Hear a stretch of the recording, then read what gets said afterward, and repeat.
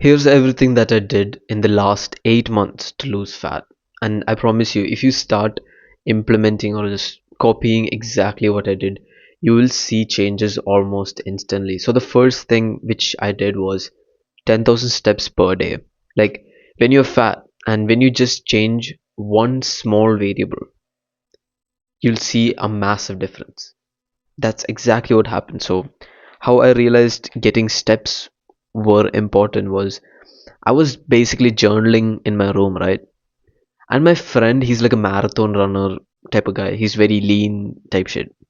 So he walks into my room and he looks dead in my eye and he says, Bevin, you're fat as fuck. And I tried making up excuses and I'm saying that I'm working out 2 times a day, some bullshit like that. And this guy was telling me, go get your steps in, go outside for a walk or something. You're sitting inside the room too much.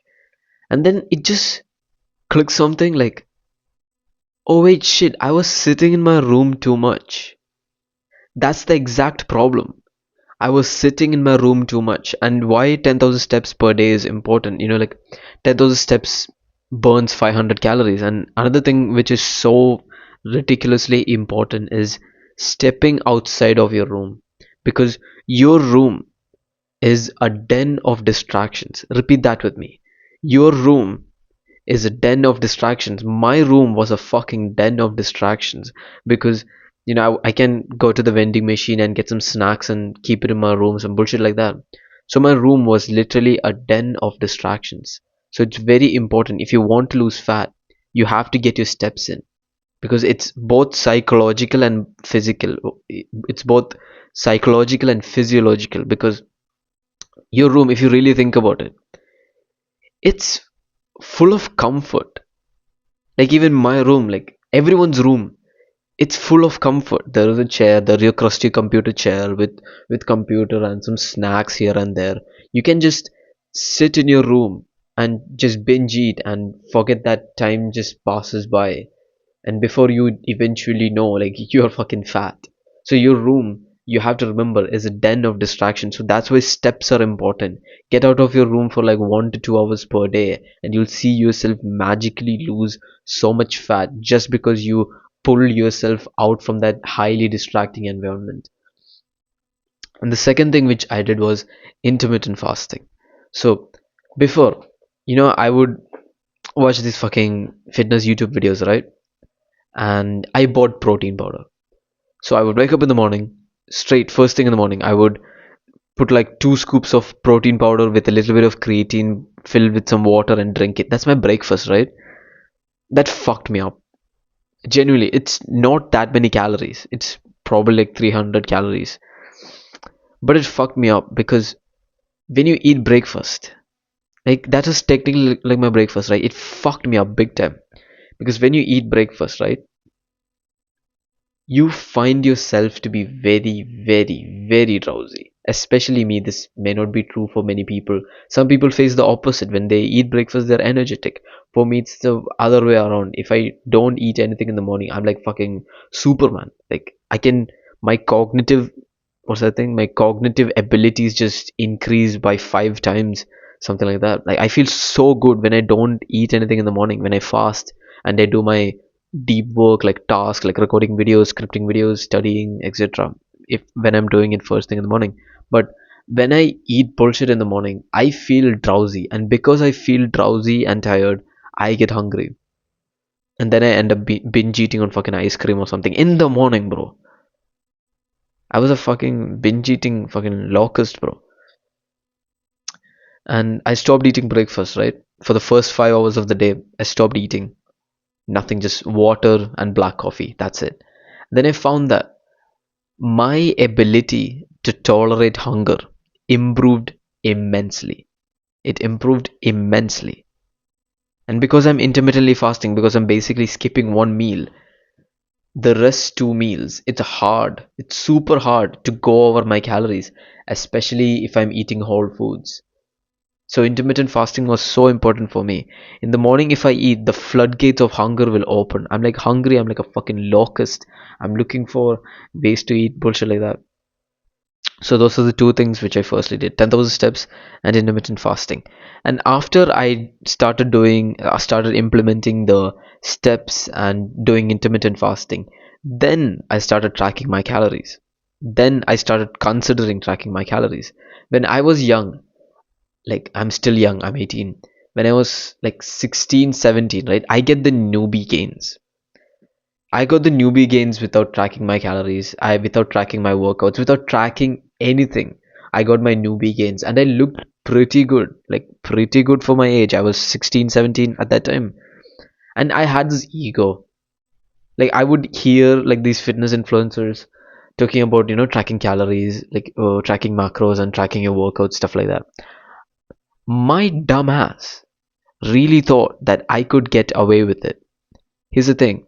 Eventually you will fall off because there's a quote which I heard. What you can measure, you can manage. It means if you can track, then you can manage it properly. I didn't know how many calories I was eating. I did not fucking have any clue of how many calories I was eating when I was 16, 17. I didn't know like progressive overload, some bullshit like that. Like I would just push to failure all the time. Like I know it's good in a way, like pushing failure all the time. I personally believe it's good, but it's like it was very vague. It was like luck and stuff like that. It's like newbie gains. I just had the momentum, and I had this ego in my head that I can get away without tracking my calories. And people be complaining about tracking calories, and I used to be someone who would complain about tracking calories. If you really think about it, it's not a Herculean task. All you have to do is just put numbers on your phone. That's all you have to do. Why are people fussing about tracking calories? Bullshit. Bro, it takes like 2 minutes, less than 2 minutes. Just take a picture. That's it. And there is this app called Snap Calorie. I personally use it. I'm not sponsored by it or anything, but if the owners are watching this, I'll take the money. That's fine. You can sponsor me. So tracking my calories. That's the third thing which I did. Now, how to know how many calories to eat? What did I do? I just went ahead with going to ChatGPT and asking it how many calories to eat, and the app had like a survey kind of thing. So I landed around, like I just fixed up on this number of 1795 calories. So I ate 1795 calories without any problem. Like most people who hop on a diet, they just fucking starve and they kill them, I mean, unalive themselves, like with the diet bullshit like that. Like they eat like six small meals per day. I ate two big ass meals, like 1795 calories. I would struggle to hit 1795 calories because I'm intermittently fasting and eating whole foods. It's very hard to overeat when you're intermittent fasting. It's super hard. And guess what? I ate two big meals with a little bit of ice cream and landed exactly at 1795 calories with no problems. It was genuinely hard to eat my calories, especially when I'm intermittently fasting, and it felt so good. Before, my problem was I would eat too much. Before, that was my problem. Now when I look, I'm like, oh my god, how am I going to eat this much food? It's like a day and night difference. In the beginning, you just struggle like a fuck ton, and when you start intermittent fasting, when you start eating in windows, then you're like, oh my god, how am I going to eat this many calories in this much amount of time? Before, it used to be the other problem. You'd be like, oh my god, I'm eating so much, I'm binging so much. Now it's the other way around. So I did like two meals per day, two whole foods. Like first thing which I did was yogurt, like curd, 500 grams of curd with two scoops of protein powder. That was like 700 calories. Small, very small, 700 calories. It kept me full though. And then I would have some fruits as well. So around 800 calories. That's it. And then if I get hungry again, I will just drink black coffee, some water, or I'll just go buy Diet Coke. I used to shit on Diet Coke before, and now when I look, like Diet Coke is not big of a deal. Like, bro, you're not gonna die from Diet Coke. Like I would see reels. Even I used to be the guy who would, vouch for these reels, who would say Diet Coke is bad, aspartame, sucralose. You won't die from that, bro. Like it's the lowest hanging fruit. You can drink Diet Coke. It's like 0 calories and feel full for a while. You can fast longer. Not a big deal. Genuinely, you can have it, drink it every day. Not a big deal. Genuinely, not a big deal. But if you're nobody dies from Diet Coke. It's not that big of a deal. People be overthinking this shit too much. Just chill, bro. Just chill. So that would be my first meal and my fast extending kind of thing. I would have Diet Coke, or even and I would have Diet Coke and sparkling water or soda, like plain soda, so that I can extend my fast for a bit longer. And my second meal would be a couple of eggs and some sweet potato, and I was so happy with it. And then what? Then my dessert was one corn ice cream. I landed at 1795 calories, no problem. And I also got in 10,000 steps.